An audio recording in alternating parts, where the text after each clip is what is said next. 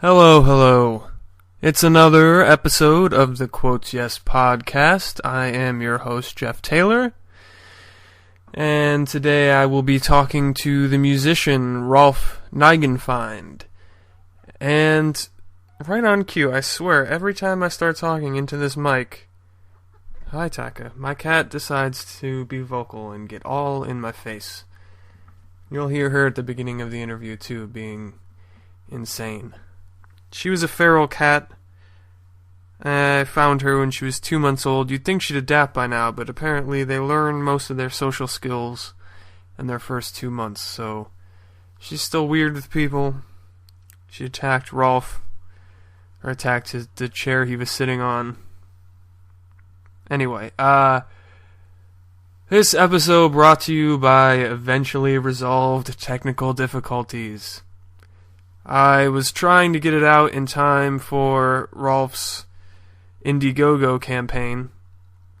He is about to record his debut album, and he had a Indiegogo campaign running, and I heard tails hitting the mic. I was trying to get this out to you before that ended. I was not successful in that goal.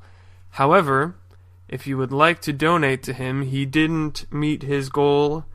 Luckily, he did Indiegogo instead of Kickstarter, so he will still get the money he raised, but he could use more. It is not cheap to record a professional studio quality album, which is what he's planning on doing starting the middle of this month being February. So you can still donate to him. You can do that via PayPal. His email address is rolfewilliam@gmail.com.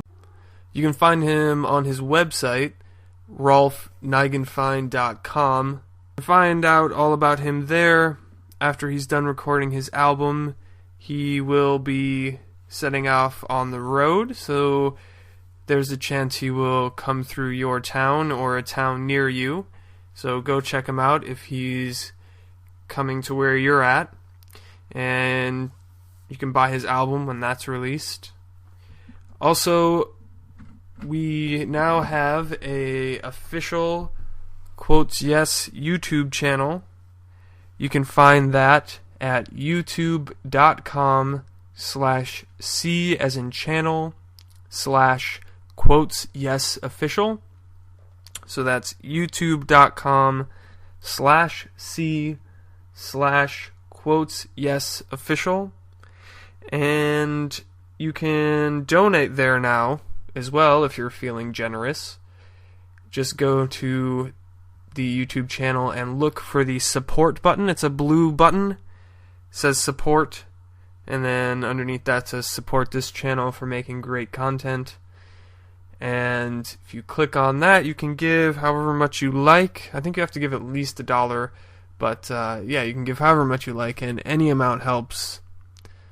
I am hoping to, at some point, get a mixer and get some better quality microphones to just raise the quality of this podcast. So donations will help with that, and will just help with everything I'm trying to do with quotesyes.com in general. So any help is much appreciated, but really, if you can't donate or you don't feel like donating, that's perfectly fine. I'm just glad that you're listening. And hit subscribe on the YouTube channel so you can stay up to date as I release new podcasts, which I'm hoping to do more and more of these. So do subscribe. I'm also working on getting the podcast up on iTunes. So hopefully that'll be available soon. And I will let you know when you can subscribe on iTunes. And the podcast will wrap up with an original song by Rolfe called Interstates. Thanks for listening. She likes to come up to you, rub up against you, be nice, and then if you touch her in the wrong way, she will hiss at you. Or she gets herself stuck on your chair pad. Yeah, she's a bit crazy. She's a cat only an owner could love. I love it. Here, Does we need to be on the same side of this? But hopefully will pick me up as well enough. So what are you going to ask me, by the way? We go over before you start rolling this thing. No, we're already started. Oh, is it really? No, Yep. you're not. Shut up. Yeah. Oh, it is? I mean, I can edit in at any point. But, I heard me freak out over the cat. I mean, what better place to start? True. It shows this is off the cuff and not planned. So you quit being a dispatcher and then started playing music and then moved to Chicago and did the dispatch stuff again? No, I quit the police department and then moved to Chicago for a year, and I didn't do any. I did very little music and no kind of police work. And then when I came back, I resumed my post with CMPD for a few months. Okay. Till I couldn't take it anymore. And you were doing dispatch? Yeah. Absolutely. Don't come over here. No. I remember where the recorder is on this, just in case this thing craps out on me. Amazingly, still don't remember how to use this half the time. What are you looking for? The voice recorder. Mouse. Should be jumping right out at me. My friend was watching me one time, like, Google search something, and I guess my history popped up, and so she sees all this math, and she's like, "What are you doing? What is all this now?" And I'm like, "Oh, well, you know, I was trying to do some math, I was figuring out bills or whatever." She's like, "Do you have a calculator on your phone that you can use?" Like, "Oh, really?" And then I was like, I need to get a calendar, like, you know, organize myself, and then I'll just take a picture of it, so then I'll have it on my phone. I'm like, oh, there's also a calendar on my phone. So you're really 80 years old. Yeah. That's what you're trying to say. Yeah. No, I keep a paper calendar. I don't know. I don't like to use my phone. Is that just because you can look at it easier, or you remember to look at it It's easier? one of the big. But then It's I'm in out your face? somewhere, and people are like, "Oh, can you play a gig here?" I'm like, "I don't know. I'll tell you when I get home." So it's not. See, so if it's you had a not picture wise. of I'll it take in your phone, But then I have You'd be to take a picture every day because it always changes. that's true. Or you could just use your phone. Or maybe I'll graduate. There we go. Under utilities, voice memo. In case That would anyone make was sense. wondering how to use an iPhone. Okay, we're recording it. So you weren't doing anything in Chicago with music? I played out a few times, but not consistently. seriously. I was so focused on, staying afloat in a new place, a new city. So I was just working admin jobs. And then, how long were you out there? A year. Okay. A year.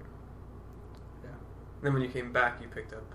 Yeah, and I got back in very late August and started again with the police department like September 1st. So how did you get involved in working for a police office in the first place? Chance. I saw it online and applied and completely forgot about it years ago. And then they called me one day. And, this is the Charlotte Police. I'm like, oh my god, what have I done? Like, I know I'm a There's terrible. a camera there. Oh no, I'm a terrible driver, but like I had no idea what the. But they're like, oh, we want to see if you want this job. Then after 6 months of like vetting and background checks, they hired me.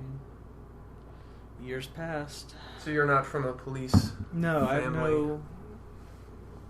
Yeah, did not grow up wanting to be a police dispatcher. Police dispatcher. That was not a goal, but it was a cool job while it lasted. It was pretty neat. I mean, pretty tiring. Yeah, you have to listen to.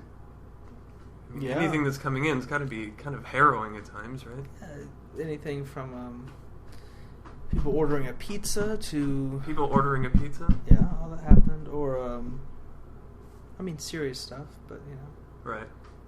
we won't bring the mood down too much. No. I was when I was working in a restaurant, a cop came in and said that this guy had called 911 to ask if he could live with his girlfriend because he was like 19 and she was like 16 or 17 or something. Like, All right, that's interesting that you're calling 911 for that. We got a lot of that. I think you might want to Google that before you maybe incriminate yourself. The best one was we had a guy call. It was around Halloween time. He called 911. I just want to know how old you have to be to trick or treat. So I just was like, "How old are you, sir?" 50. I said, "How old are you?" I was 37. I said, "Well, while it's not illegal, I would highly socially discourage you from doing that. I would do that at your own also, risk." it's January, so Yeah. maybe Well, just buy candy. so sometimes there's always that one thing, like, you hear it all, but then there's that thing you have not heard, and it always catches you by surprise. Even people that have been doing it for, like, some of the people that have been doing it, like, 30 years, and it's still good. Just something out of left field. But You didn't grow up wanting to be a dispatcher. Did you grow up wanting to be a musician? yes, absolutely. You started that young, right? There's a segue. Yeah, I was All 5. right, look at that. Look at what you did there. Yeah, I started playing music when I was 5, and that was all I ever wanted to do. So that's all I did for, like, growing up. I was watching the video for your Indiegogo, and you were talking about, was your neighbor? Yeah, I was like 5, and there's this lady across the street, and I had never played music at this point, and I didn't know this neighbor, but I walked over across the street by myself, which where my mom was. I don't know, like, what that says Well, about you're in my your neighborhood. parents. Yeah, true. It was a safe place, and I asked if Parents she weren't would. quite as paranoid as they are today, either. That's true. It was the 90s, but I just asked the lady if she'd teach me piano, and my parents were cool enough to pay for it. So. Are they? Do you have a musical family at all? Not at all. Nobody is. Like, it's very strange. So you just saw this piano? Yeah, I just was always into music, and I mean, I have some, like, second cousins that play and stuff, but nobody immediately that I was ever around played, so I don't know where it came from. But That's kind of gutsy for a 5-year-old. yeah, it's kind of strange. And I can't tell you, like, what possessed me. There's been a few moments like that with the music thing. One time I was in Memphis, and I was, I don't know, I had to be like 14 or 15. I don't know why. I was on a youth trip or something, and there's bands playing up and down Beale Street, blues bands and stuff, you know, like old black guys. And I don't know what, I can't remember the conversation that transpired, but next thing I know, I'm playing with them, and, like, I'm separated from my church group or whatever. They come and find me, and I'm playing with this, you know, Memphis blues band. But so I don't know where these moments of, like, I don't know what it is. I don't know if it's arrogance, or I don't think it's arrogance. It's just something. There's a word. Confidence? Maybe. Destiny? Well, that sounds a bit much, but just, I don't know. You felt compelled. I felt compelled to ask, which is kind of out of my character, but I guess you never know. Yeah. And so you started taking piano. How many instruments do you play? Oh, it changes, but it's now it's a lot less. It was like 7 for a while, but I started playing piano, and then banjo very soon after that. After piano, and then fiddle, and saxophone, and bassoon, and I took piano lessons on and off, like, my whole life, but then I picked up guitar and just other stuff I picked up. I haven't taken lessons for everything. But Do you know it was self-taught or just? Yeah, like I've never taken guitar lessons, but I play guitar the most now. Mm-hmm. I mean, I played banjo before, so, you know, it's not too hard to believe that I could pick up banjo. I mean, guitar. Guitar, yeah. And when did you start playing out? Probably, I mean, you know, a little bit in junior high, and definitely in high school. I had a few bands, but college, I had a band in college, and we played it weekly in Rock Hill, South Carolina, a few other places, but the most I started playing out was a year ago when I left the police department, when I went for music full time. It became a career. Yeah. And so there you're doing mostly cover stuff? Mostly. I'll work in a few originals, but unless I'm playing like at a venue. If I play at Petros or something, Right. where it's a show and people have bought a ticket or paid admission, that's a different thing. But if you see me at a bar or something or a restaurant around town, it's mostly covers just because that's what they want. They expect. Right. And that's fine. You know. Yeah. I don't try to do stuff exactly like the record anyway, so it's my own interpretation Mm-hmm. most of the time,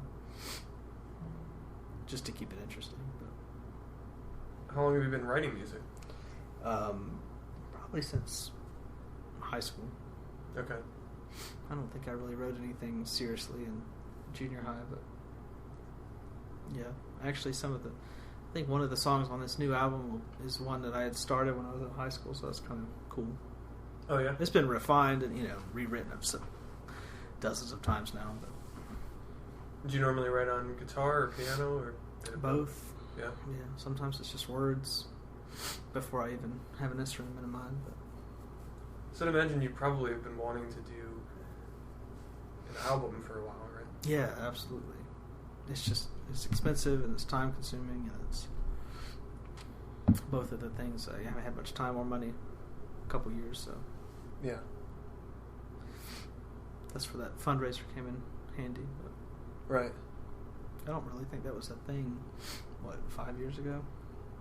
Maybe. Oh yeah, crowdfunding. Yeah, that's kind of a new. It's pretty new, and I mean to the extent that I mean I don't know when, it really started. Right. But even when it started, like it took some time for people to even So this is to know what it is. Yeah. So now it's like, oh, you're doing an Indiegogo. I know what that is. But then I see maybe they've people that donated do something it for cool. dumb stuff like, I Oh don't know, yeah. I need my wisdom teeth out, or Yeah. I didn't pay my bills. Yeah, I want to Go make. fund me. There was somebody that wanted to make like tuna salad or something just as a joke, and they raised Oh yeah, I think it was potato salad. potato None of it salad, matters what and they type. made like. Yeah. It makes me so mad because I'm here struggling to actually do something. Yeah, I remember seeing that, thinking, "Oh God, this is going to make so many people mad." It was funny, but Yeah. what? People can donate to that, but getting $5 out of them for an album's like pulling teeth.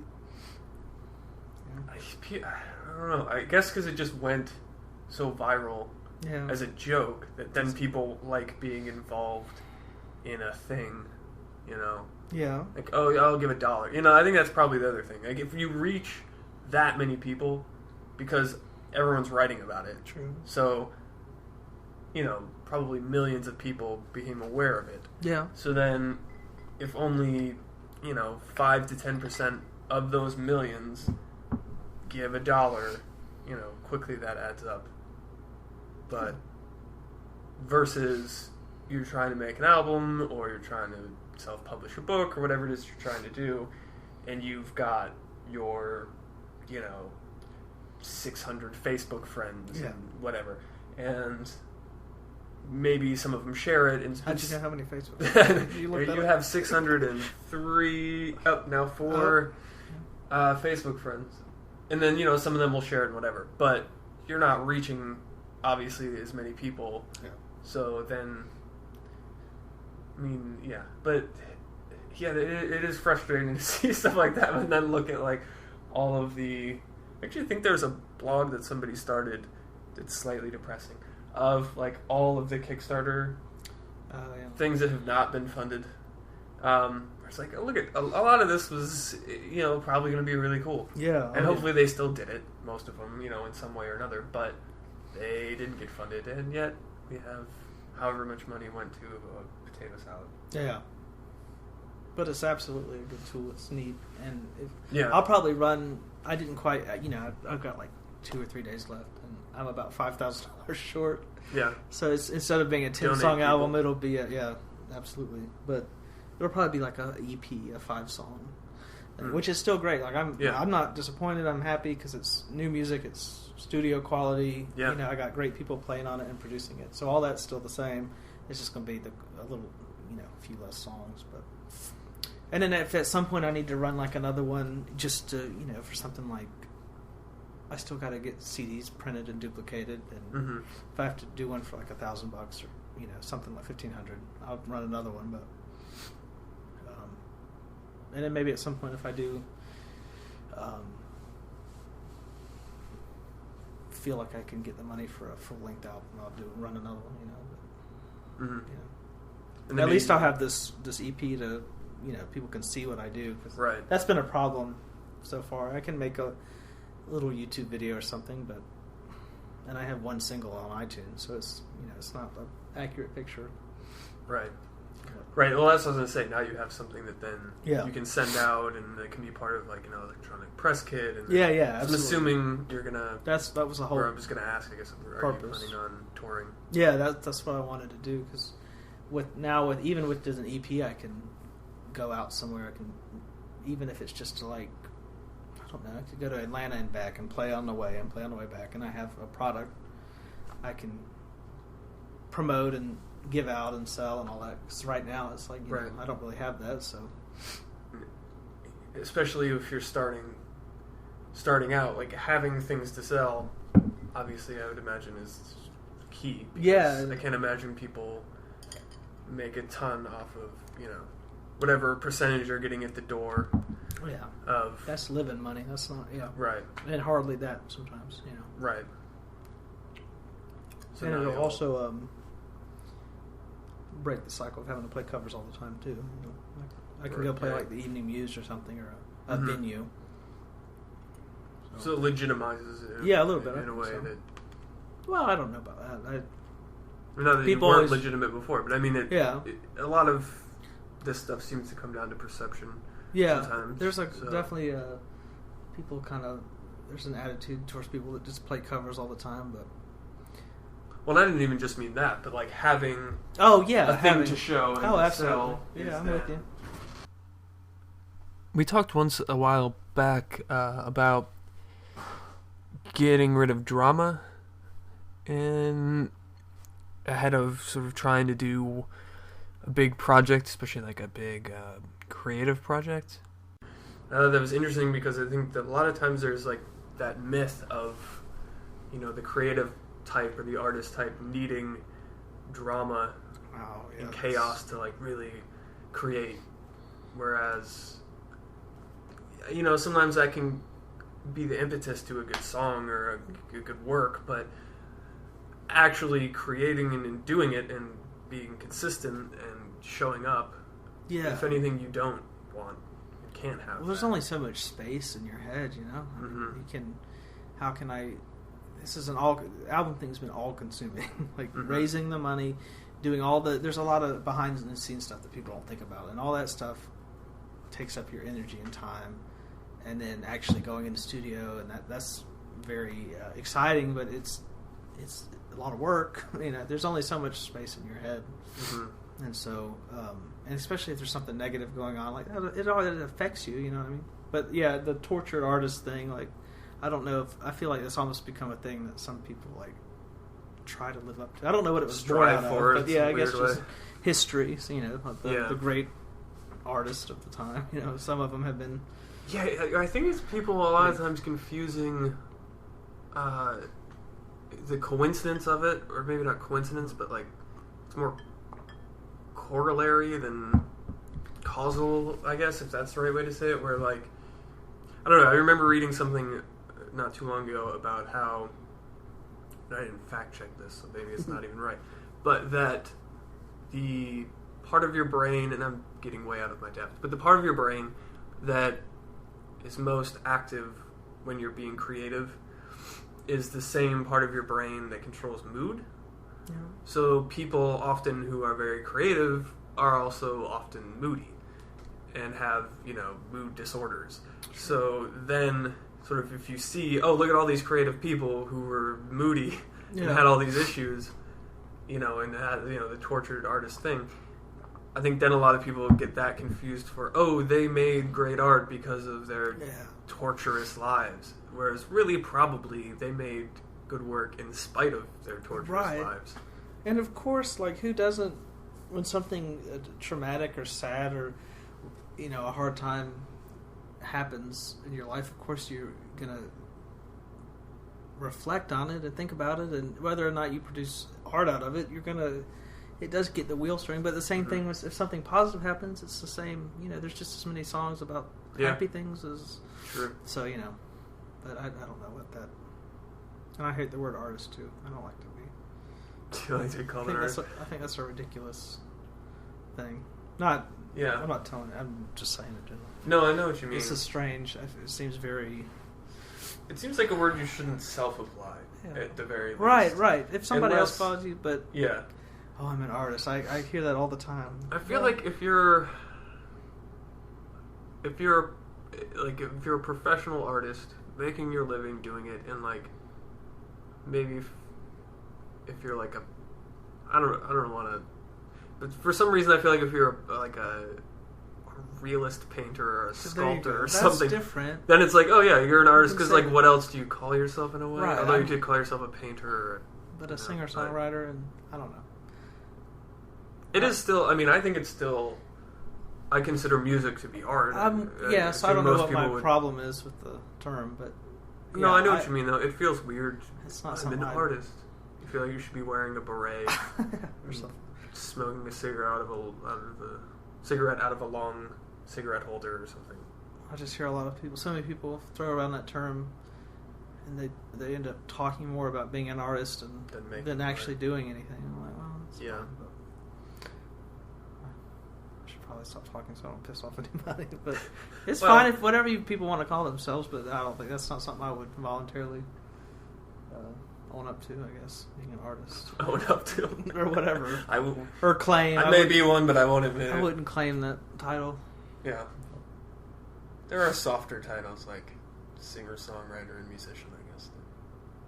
Singer-songwriter is a pretty soft term. I don't like that either, but it's accurate. Yeah. I don't know. That makes me sound like I can't play rock and roll or something because I'm a singer-songwriter. But yeah, I guess it has like a folky kind of adult contemporary thing that sometimes gets thrown on it. That's the worst. Right, exactly. But yeah, you're right. I mean, it's not really. It's true. If you're singing and writing songs, I guess technically. Same thing with like artists. Like I guess Bruce. You're making art. You're an artist. Yeah, singer-songwriter. So. Right. But it does kind of seem like a thing that gets thrown on for like as almost a code for something else. Right. Or another thing that somebody else was talking about that I hadn't thought of before, and that now I'm trying to check myself on, is she is just in full bitch mode. It's actually my cat. Okay, not, thank you. This is actually my friend's podcast, I think. Dan Drago, 25 O'Clock Podcast. For people who want to check him out. I was talking about how like the local artist tag, where it's almost like delegitimizes in a way. What do you mean? Like local musician, local band, as opposed to band and musician. Right. Which I hadn't really thought of before. But like, yeah, it's kind of almost seems like you're not giving people their full credit if you. Right. It's like, oh well, they're this local band that. Maybe they'll get to open for somebody. Right. As opposed to a band. Sure. Which is what they are. We're all doing the same thing at the end of the day, so. Right. Whether it's on a, regional level or local, I guess. But, I mean, everybody's out there trying to do the same thing, so. I don't know what my point is in saying that. But, you know what I mean? Like, I don't know. Yeah. I don't know. Well, it all gets a little weird and hazy when you start talking about labels like that anyway. Yeah, absolutely. And you can get lost in the semantics of what you're going to call yourself. It's like, well, you just do the thing you're doing, I guess. But people still refer to I don't know much about their music, but the Avett Brothers and stuff, they still call them a local band, and it's like, they're a pretty national, probably global act at this point. Yeah. You know what I mean? But they signed with Columbia. Yeah, I think you're recording with Rick Rubin. More than a local act now. They've transcended the Concord, North Carolina, or wherever they're from. Right. I think that's right. I didn't realize I knew so much about the Avett Brothers. Dated a girl who really liked the Avett Brothers. I think it's still stuck in my head from that. Not any disrespect to them. No, they're great. I saw... But I haven't listened to a lot one of them stuff. not too long ago at Snug Harbor. The bass player sat in with David Childers, or actually plays in David Childers' band, I think. Who's a really? local musician. Yeah, yeah. But he's incredible. I don't like that either. Now that you bring that up, isn't it weird one of those things where you never think about it? It just seems normal. You're saying it, and then someone it's like, oh yeah, it's like a weird. I mean, I probably use it about my. I probably claim that title. I probably used that before. Now you'll have to stop. Now I have to stop. Without even thinking about it. Going back to the album you're working on, and I can't remember his name now. I should have written it down. But you're working with Kerry Sims is producing it, and he's kind of my mentor. And he's another local musician. God, this is going to come up the whole night now. But he is incredible and probably one of the best singers, musicians in town. But we became friends a few years ago, and I was a student first, and we kind of became friends. But yeah, he's kind of spearheading the project. Okay. So, guiding me, I guess. Yeah. Does he perform solo? Does he have a band? Both. He plays plays all over town. Plays in a duo a lot with Joe Lindsay. They play at places like Dean and DeLuca over in Phillips Place. And is it John Lindsay? No, different guy, different fellow. Okay. I don't know Joe Lindsay. Yeah, you absolutely should. He's an awesome guitar player. He played on. He actually played on a James Brown record. Oh, really? Yeah, he's big time. Probably I can't list all his credits, but that's the one that I played on. That's a pretty good credit by yes, itself. let's stand something for itself. And so they play a lot together. And he plays with the band over at every other Tuesday night at Lucky Lou's on Park Road near Park and Selwyn. It used to be Fairview Grill. Okay. So he plays all over and does recording and teaching and all kinds of music-related things. The songs that you're going to put on this album, they stretch back then? Not all of them. No, just one of them has a... Because I keep a book. I don't have it with me, but I'll just... If I'm somewhere, I'll write down a line or something or a few stanzas, and then it might sit in that book for years, and then I'll dig it back up and finish it. So it's... Some of them stretch back in that context, but not... They're still fairly new. It's all pretty fresh material at this point. But I might get an idea or a line. The one song I was referring to, I came up with the line in college, and it was just one sentence. But now it's I finally went back and built a song around it. So you just hang on to these things. You just never know. You never know, and sometimes that's as far as I get in the moment. I very rarely sit down and write a song out in like 10 minutes. Divine inspiration is not something that I have been blessed with. Once in a while, but it's work. It's nothing. It's not romantic or glamorous.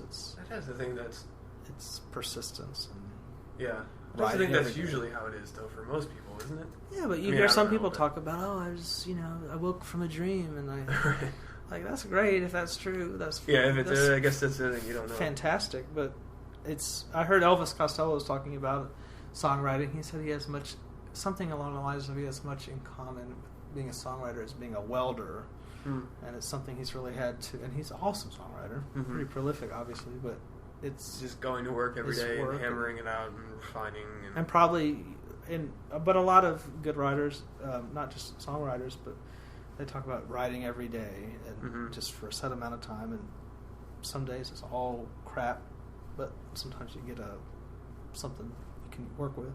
Right. So I found that to be true. But of course the trick is making yourself do that. Having the discipline to write every day. Yeah. Or setting aside time. It's probably easier now because... It's easier now because I have the time. It's your job now. Yeah, before when I was trying to do it with working full time, that was pretty tough. Especially with the nature of that work. But yeah. Well, that's really frustrating too. Like when you know that you could be doing more with it, but you're emptying your well every day. And it was shift work, so even if I wanted to go play, I didn't finish up until 11 at night or 2 in the morning. So it was like, which is right in the middle of when I would be. So it was pretty soul crushing in a way. But after a few years, how nerve-wracking was it to if at all, to quit your job to do this full time? I mean, how much of a leap of faith was that? So a bit, because you go from, it's so hard to, you know, I mean, I was paying bills, and you have a regular paycheck every week, and benefits and all these things. And so to walk away from that was a little bit scary, especially because it took a good almost 2 months before, you know, because stuff's booked. Like I'm working on my calendar now for October through December of this year. Like that's where I'm at with trying to get stuff booked. Wow. And so it took about 2 months because everything's already, you know, booked up. Right. If you're the month you're in, most restaurants have got acts booked. So yeah, it took a little bit. It was a little scary at first because I was doing nothing and making no money, but once it started, and in Charlotte, there's a lot. It's pretty tight knit. You know, there's only a few. Yeah, there's bands that are always playing at places like Snug Harbor and all that stuff, and I'm not knocking that at all. But I'm just saying, there's the people that are playing the bars and the restaurants and consistently, weekly. It's you can probably count on two hands. And it's different configurations. You know, you might go see a band at the Double Door on Monday night, and then you'll see the bass player at the Comet Grill the next night in a different band, but it's all the same people. So it does take a little bit to break into that. But was that? How did you find that generally? Were people receptive to letting people break into it, or was it sort of like, don't steal my meal ticket? No, for everybody that I mean, Carrie's, you know, these people that I've, and I also grew up here, so it's not like, even though I wasn't actively playing every night, like it wasn't, these people weren't strangers, but no, everybody's been so, you know, a few people have taken me under their wing, like Carrie, and I mean, everybody wants to see you succeed, really. There's, you know, I don't think that anybody who's still doing it, you know, wants to see you fail. So I mean, everybody's been pretty kind, and if you're willing to, I mean, it just takes asking. I guess it goes back to, you know, piano lessons or asking to sit in. I mean, if you just ask, hey, how did you play that? Most of the time, somebody will show you. You know what I mean? But that's always been my philosophy. I want to surround myself with people that are way better than I am. You know. Yeah, like that quote about if you're the smartest person in the room, you're in the wrong room. Yeah. So I always try to do that. Because I mean, it's a process, it's a journey. I'm not the, you know what I mean? There's always somebody better than me, and there always will be. So, and I'm fine with that. It's not intimidating. It's just the process. Well, and that's what keeps it from getting boring. Yeah. I mean, I can go back, and that's the cool thing about recording too. Like, I can go back and listen to some. I was listening to stuff today, just for fun. But even a year ago or 2 years ago, and I'm like, oh well, that's interesting. But I'm better than I was then, so that's, you know, that's cool. And then I'll do this album, and it'll be what it is, and it'll hopefully be good. But maybe in a few years, I'll record something else. Like, okay, you know, you grow. Right. I like that. That's cool. Yeah. It's always a funny moment, though, and like I've done that with reading stuff I've written, where it's like, sometimes, on the one hand, sometimes you cringe a little, but then you go back like, far enough. Well, at least this proves I'm better now, you know? I don't particularly like to listen to stuff I did in high school. It's pretty rough, but... Yeah. But even, like, you know, just if you are consistently working at it, you know, in a year or two, you'll be like, oh, I can do this now that I couldn't do then. I mean, I used to not even sing in front of people. Like, I was that nervous about it. Oh, really? And I just kind of got forced into doing it because our singer was sick. You're like, oh, you should do this. But it was something I wouldn't sing in front of. When was that? That was started in high school, late high school. Oh, okay. I was just a guitar player, a keyboard player for a long time. And, I'm pretty much an introvert, so it's a strange career. But, you know. But you're able to sort of switch it. On and off. Like this thing is making me nervous. If you can tell, this is terrifying. But I can go sing down the street, I'll be all right. But I don't know what that's about. I don't know. I've heard that from a decent number of performers, actually. I also don't talk much at my shows, so that's thank you so much. And I don't start telling stories about why I wrote the song. I don't want to be that guy. But that guy's cool, though. I'm not that guy. It's cool when they do it well. I've definitely seen both.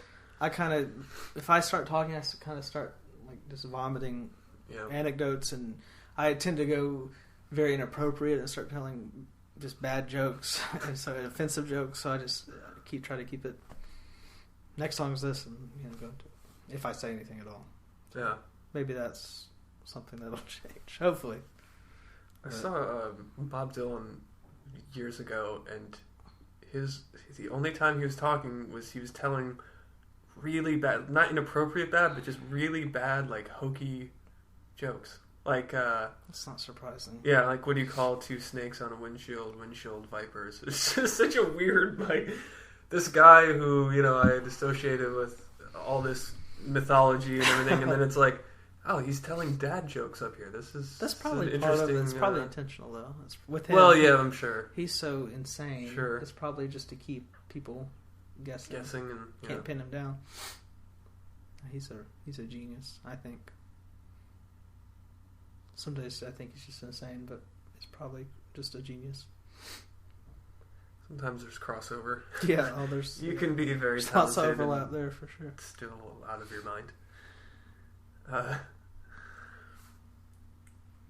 So when are you going to be going into the studio? Well, I just spoke with Carrie yesterday, I think.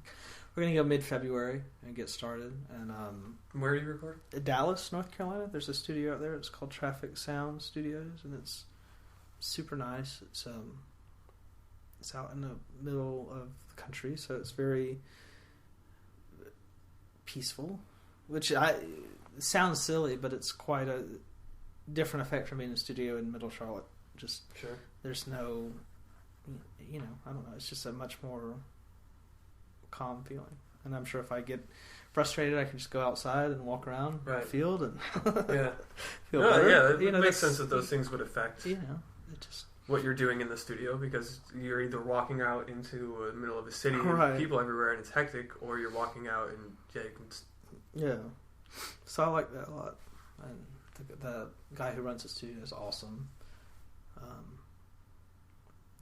So we're gonna, but I'm trying to get everything, since we are a little below budget with the fundraiser. All the songs are going to be rehearsed, and a lot of musical decisions are going to be made prior, like so guitar solos are going to be worked out ahead of time, or instrumentation. That way we can go in there and literally just knock it out. And so I'm hoping for maybe just 3 days in the studio, and I can play, since I play a couple different things, I can play most of the stuff myself. I don't play drums, so I've already hired a drummer and bass player. It's already been arranged, but I'll probably do most of the guitars and keyboards myself. But then I have to weigh it with, I can do it myself, but maybe it's quicker to hire one of my colleagues to come in and put a organ track down or something. So I'll have to weigh all that to see how it adds up with the funds. But well, definitely sounds like we're going to walk away with 5 new tracks. So, well, that's exciting. Yeah, that's awesome. So that's enough for a little EP, and I'll put it on iTunes, and then I'll have some physical CDs made. And I guess I'll be like Taylor Swift and not put it on Spotify. Yeah. I don't know. No to Spotify? I don't know. I don't think it really matters at my level or her level. But it's exposure at one. It's either way. Yeah. My current single's up there on Spotify, but I mean, I've never seen a check from it. I probably won't. But right. Is it 0.005 cents? Yeah, probably. I just saw that Pharrell.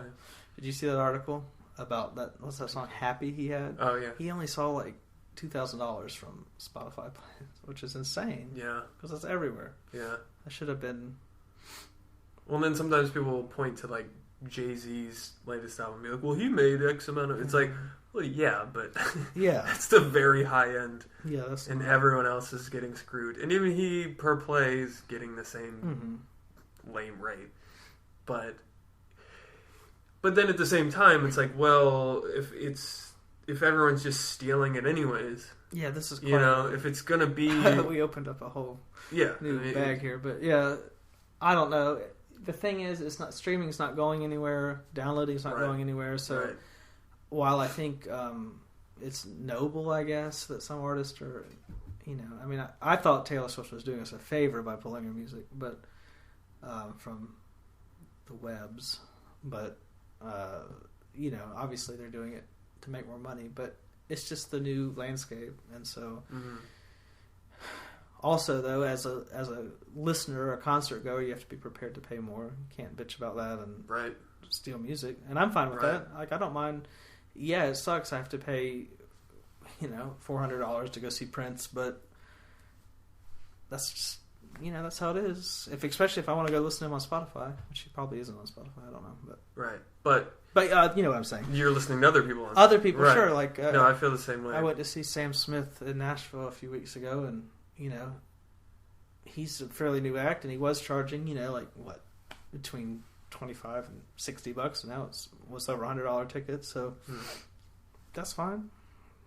Good for him. I'm happy to pay that because he's good, and it's like what the market can bear. I listen to him on Spotify, so I'm not one to complain. All right, I'm not in a position to, I guess. So I don't know what the answer to all that is, but we'll see if the new album may or may not be on Spotify, I guess. But I would imagine, especially starting out, it probably can't hurt to at least have, is a way for people to discover you. Mm-hmm. And I can even put it up later. It doesn't have to, when I'm trying to get people to buy it, mainly friends and family and people that know me, I can just have it on iTunes and then 6 months put it on. That's probably a good idea. Yeah, and that's actually something that I was thinking about with maybe it was with the Taylor Swift thing, maybe it wasn't. But at one point I was thinking that it is kind of weird that doesn't happen more, where it's like release it later on. Yeah. It's like with Netflix, for instance. Oh, yeah. They won't release things to Netflix usually until it's been available to purchase on DVD for a while. Right. With the thought that, if you really want this now, you'll have to pay for it. But if you're willing to wait, you can watch it for, $8 a month or whatever it is for the streaming service. So it kind of seems like that would make, I don't know, maybe there are people doing that and I just don't know about it. I don't know. But it would make sense, I think, for people to probably start doing that. Because, if you haven't bought it, by then, probably, well, not that people aren't going to later on, but it's like, at least you've gotten that. If somebody, I'll go buy it. I also like to own my music, whatever that means. I like to have it on the file, copy. Yeah. Well, and you also get, I don't know, maybe if you're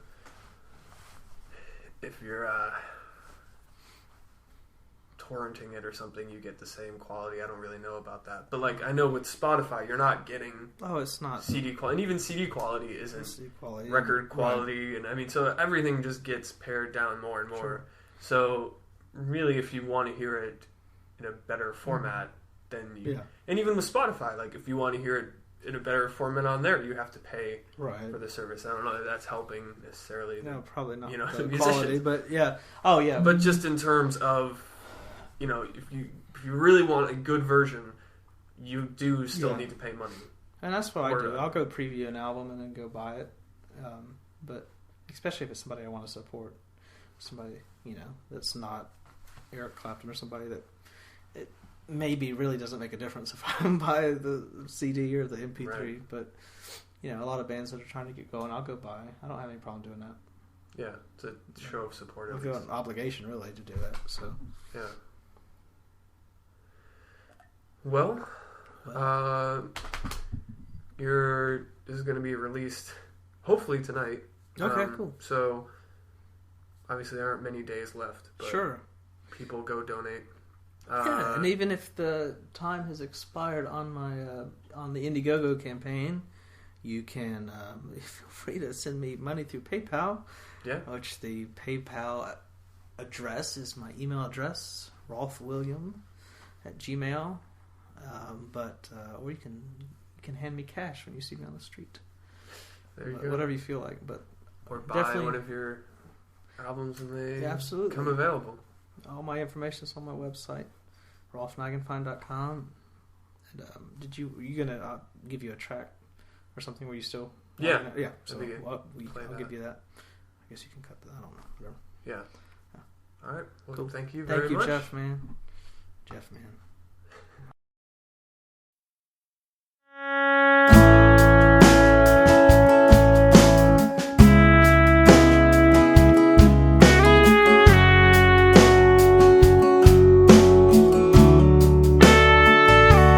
I can't breathe in this town. The earth has grown cold, shadows on the ground, and I can't stay knowing that I will keep you waiting. So I'll pack my bags, so see the dream. Interstates, I'll search for our tomorrows in my old Chevrolet. So take my hand, don't be scared. It's all we've ever wanted, two lives, one to share. So take my hand, so take my hand.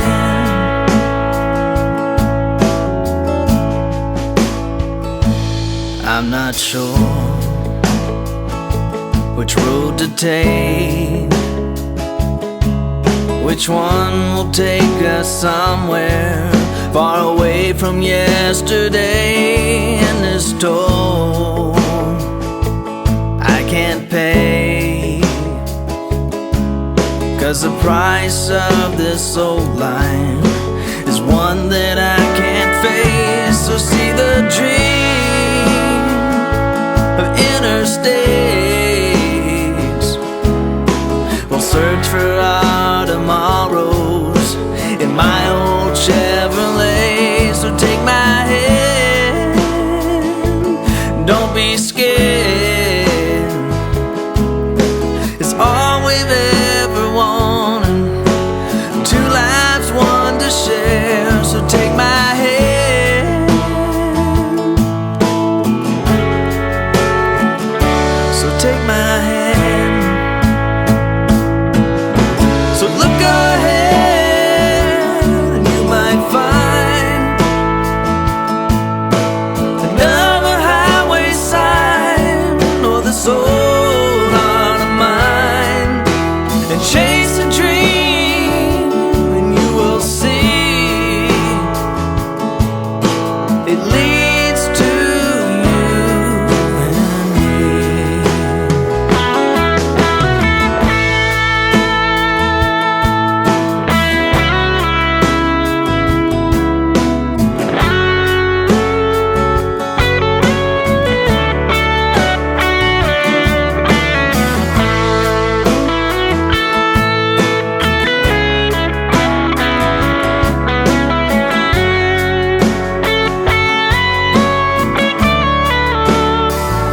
So see the dream,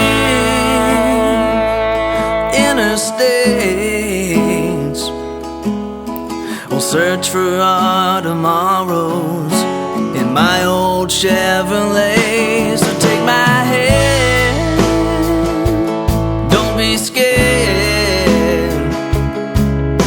It's all we've ever wanted, two lives, one to share. Take my hand, so take my hand, so take my hand.